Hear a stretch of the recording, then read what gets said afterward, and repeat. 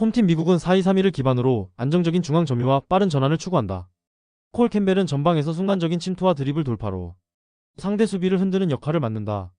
마르코스 삼브라노는 2선에서 볼 운반과 전방 지원에 능하며 역습 전개 시 빠른 속도로 박스를 침투한다. 니키 차키리스는 중원에서 볼 배급과 템포 조율을 담당하지만 압박이 강해질 때 빌드업 속도가 다소 느려지는 경향이 있다. 특히 측면 수비 조직은 하프 스페이스 침투에 약점을 보이며 상대 윙포워드와 풀백의 연계에 쉽게 흔들리는 장면이 반복됐다. 중앙은 경고 하나 측면 간격 조정이 늦어 공수 전환이 빠른 팀을 상대로는 흔들리는 패턴을 보였다. 원정팀 프랑스는 3-4-3 전형을 기반으로 점유와 전방 압박을 동시에 추구한다. 응구라는 하프 스페이스를 적극적으로 침투하며 박스 근처에서 결정적인 슈팅 기회를 만든다. 은바에는 전방에서 연계와 마무리를 모두 수행할 수 있는 공격형 자원으로 볼키핑 후 2선 침투를 이끌어낸다. 아수마니는 폭넓게 움직이며 좌우 전환 패스를 통해 전개 속도를 높이고 공격 템포를 가속화한다. 프랑스의 가장 위협적인 루트는 측면이다. 윙포워드와 풀백이 터치라인을 따라 콤팩트한 원투 패스를 주고받으며 하프 스페이스를 파고드는 전개가 매우 날카롭다. 이 과정에서 상대 풀백을 끌어내고 세컨드 라인의 지원까지 더해져 페널티 박스 측면을 흔드는 데 능숙하다. 프랑스는 측면에서 원투 패스와 하프 스페이스 침투를 기반으로 미국의 불안정한 측면 수비를 파고들 것이다. 응구라와 은바에가 박스 근처에서 공격 템포를 완성하고 아수마니의 전환 패스가 이를 뒷받침한다. 미국은 중앙을 지킬 수 있어도 측면 간격 유지와 전환 속도에서 한계를 드러낼 수밖에 없다.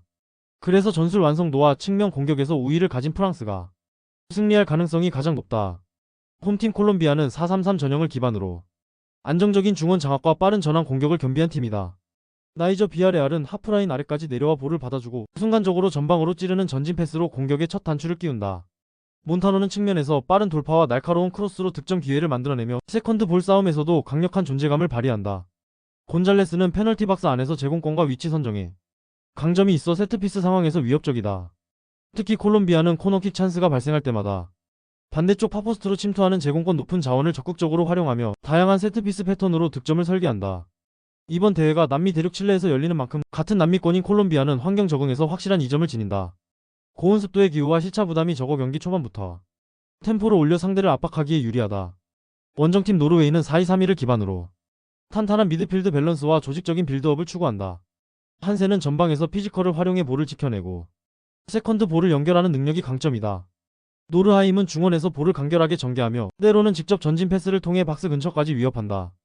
페테르센은 측면에서 빠른 스프린트와 날카로운 크로스로 공격의 활로를 열지만 더운 날씨 속에서는 후반 체력 저하가 두드러질 수 있다. 노르웨이는 북유럽에서 장거리 비행을 거쳐 칠레에 도착했기 때문에 체력 관리와 현지 적응에서 분명한 부담을 안고 있다. 기후시차 피지컬 부담이 동시에 작용하면 경기 후반부 집중력이 흔들리고 세트피스 수비 집중력도 떨어질 수 있다. 콜롬비아는 홈에 가까운 환경에서 빠른 템포와 세트피스 전략을 활용해 경기를 지배할 준비가 돼 있다. 나이저 비아레알의 전진 패스, 몬타노의 측면 돌파, 곤잘레스의 제공권이 노르웨이 수비를 괴롭힐 것이다. 반면 노르웨이는 긴 이동과 기후 적응의 부담 속에서 체력 관리가 쉽지 않다. 그래서 세트피스와 환경적 이점을 지닌 콜롬비아가 승리를 가져갈 가능성이 가장 높다. 홈팀 남아프리카 공화국은 중앙을 지배하는 세코토가 전술의 핵심축이다. 그는 미드필드 깊은 지점에서 좌우로 패스를 뿌려 상대 수비 라인을 흔들고 스윙 작업을 통해 포켓 공간을 만들어낸다. 이 포켓 공간이 열리면 음지멜라가 빠른 타이밍으로 침투해 상대 센터백 사이를 찢어내며 결정적 슈팅 각을 만든다. 밀론도 역시 움직임이 유연하고 순간적인 방향 전환이 날카로워 세코토의 패스를 이어받아 박스 안을 파고드는 능력이 탁월하다. 이들의 호흡은 한 번의 볼순환만으로도 상대의 수비 조직을 붕괴시키며 빠른 템포의 공격을 완성할 수 있다. 게다가 홈에서 경기하는 환경적 이점과 남미 대륙의 기후 적응력까지 더해져 초반부터 높은 압박과 주도권 장악이 기대된다.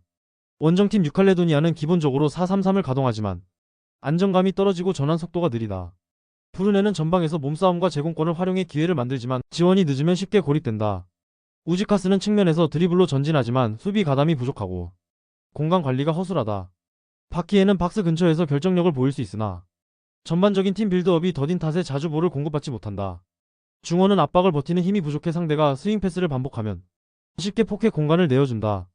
또한 측면 풀백의 복귀가 늦어 빠른 전환 공격을 당할 때 수비 라인이 쉽게 벌어진다. 남아프리카 공화국은 세코토의 스윙 패스를 활용해 수비 간격을 끊임없이 흔들고 음지멜라와 밀론도의 침투로 결정적 찬스를 만들어낼 것이다. 뉴칼레도니아는 중원 압박과 전환 대응이 느려 이 빠른 템포를 감당하기 어렵다. 이번 경기는 홈에서 전술적 완성도와 스윙 기반 공격이 빛을 발할 남아프리카 공화국이 승리를 가져갈 가능성이 높다. 홈팀 나이지리아는 4-4-2를 기본 틀로 강력한 피지컬과 폭발적 스피드를 활용해 경기를 장악한다. 벤자민은 최전방에서 탄탄한 체격과 빠른 발을 바탕으로 수비 라인을 무너뜨리며 공중전과 뒷공간 침투 모두 위협적이다. 아르마는 중원에서 왕성한 활동량과 적극적인 압박으로 볼을 탈취하며 빠르게 전방으로 전환하는 능력이 뛰어나다. 알라비는 측면에서 폭발적인 돌파와 크로스로 팀의 공격폭을 넓히며 수비를 흔드는 역할을 한다.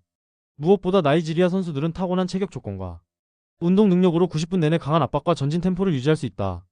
전통적으로 아프리카 팀들은 연령별 대회에서 탁월한 성과를 보여왔으며 실제 연령보다 신체적으로 성숙한 선수들이 포함되는 경우가 많아 강한 피지컬을 기반으로 상대를 압도해왔다.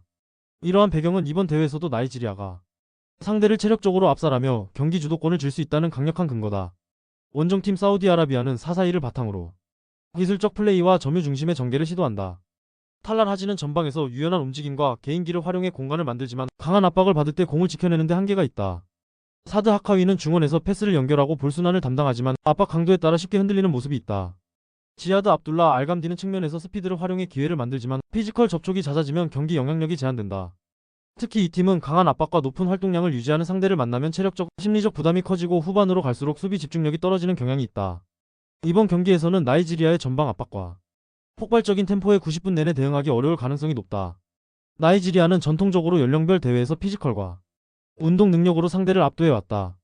사우디아라비아는 기술적 플레이를 펼치지만 강한 압박과 높은 템포를 90분 내내 버티기 어려울 가능성이 높다. 전술 체력 심리 모두 나이지리아 쪽으로 기울어진 이번 경기는 홈팀 승리 기대값이 뚜렷하다.